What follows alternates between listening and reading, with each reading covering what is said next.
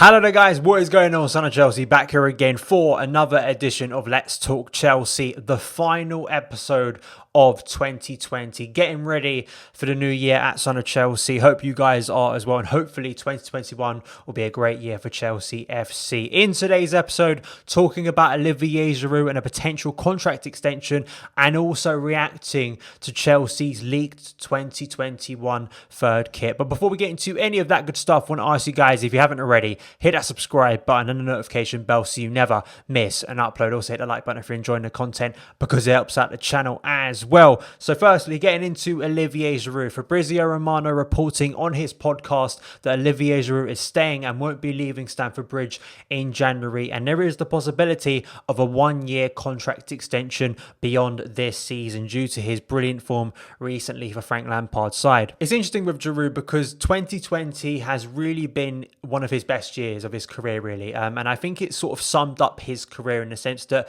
most of the time he's been sort of a second choice striker, or at least he's never really been the main striker, but he's proved himself so useful in the big goals he's scored. I think there's a lot of people who believe that Olivier Giroud is Chelsea's best player in the calendar year of 2020. Let me know, do you agree, do you disagree? Give the video a like if you think Olivier Giroud is Chelsea's best player in 2020, because I think there's a strong argument for it. Let's look at the stats from Olivier Giroud so far this season in 2021, as you can see on your screen now. 9 goals in 15 appearances, 0.33 goals per match. As well, headed goals is a big part of Olivier Giroud's game, got a couple this season. After scoring that goal against Aston Villa the other day, he is the player with the most headed goals in the Premier League since joining Arsenal in 2012 from Montpellier. So it's a big part of his game, and it's great to see sort of the chemistry between him and Ben Chilwell at the moment. Chilwell assisting him against Wolves, but also Aston Villa as well with a cross into the box. I also found this interesting from Tom Warville in The Athletic. This is sort of a massive piece about stats in 2020 in the Premier League, and Olivier Giroud has the highest expected goals per 90 in the Premier League in 2020. And I also think this graph here sums it up, talking about Olivier Giroud edging Tammy Abraham as the player who got into the best shooting position. That's why he's probably had the most expected goals in 2020 as well. And this is measured, as you can see on your screen now, of players in the Premier League in 2020 with 900 plus minutes. I also think it's interesting and probably a positive for Chelsea moving forward that Giroud and Abraham are the top 2 in that list. And when you look at XG per 90, not a lot of difference between Tammy and Giroud. So I think that's good for Chelsea. 2 strikers who have had decent starts to the season for Frank Lampard. But Giroud, absolutely, we cannot let him go. I mean, you can't let goals like that walk out the door, and especially as Chelsea is struggling at the moment to find the back of the net in terms of results, in terms of winning games. Lampard needs Giroud more than ever, and I think it was always kind of worrying for me to let Giroud go. Even a few weeks back when he wasn't really in the first team, I always felt that having 2 strikers, I just think it's a mistake, and especially when you've been using one of those strikers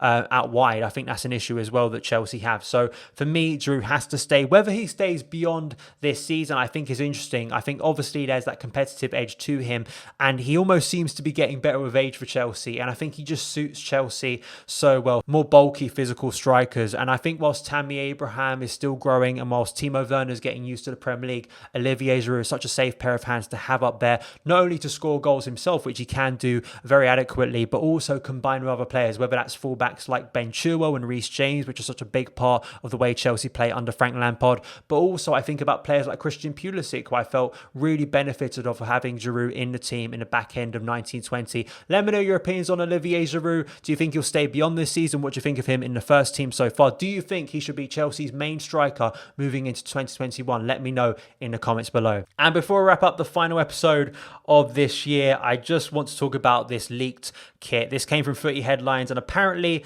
this is Chelsea's away kit. Whether it's the second or the third one, we're not entirely sure yet, but this is the kit apparently for the 2021-22 season.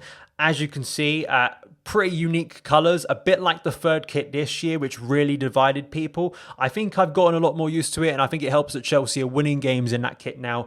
But this one, it's kind of a camo sort of green with then orange. I'm sure there's PR lingo to describe the colours on this shirt. Someone did a really good edit of Christian Pulisic in the kit, which I'll put up on screen now, which gives you maybe an idea of what it could look like with the shorts and the socks on as well. I'm kind of want to reserve my feelings about kits until I see them in person. This is something I always stress when I talk about kits, when you're looking at the leaked images of them, that sometimes they can make the kits look worse than they actually are. I think firstly, you need to see them on the players actually in action, but also see them in person in the shops. I think then you get a fairer judgment on sort of what they actually look like and the quality of them. I usually find they look much better in person. Sort of the leaked images that aren't really real shirts give you, I think it's a harsher way of looking at the kits, to be honest. Let me know your opinions on this, because Nike have created some bold kits for Chelsea, and it looks like they're only going to continue to do so moving forward, and I'm sure this is going to divide some fans. Let me know your opinions on this. Moving into 2021, is this a good kit that you'd be interested in seeing Chelsea in next season? But that is it for the final episode of Let's Talk Chelsea in 2020. Thank you guys so much for taking the time to watch this video, and thank you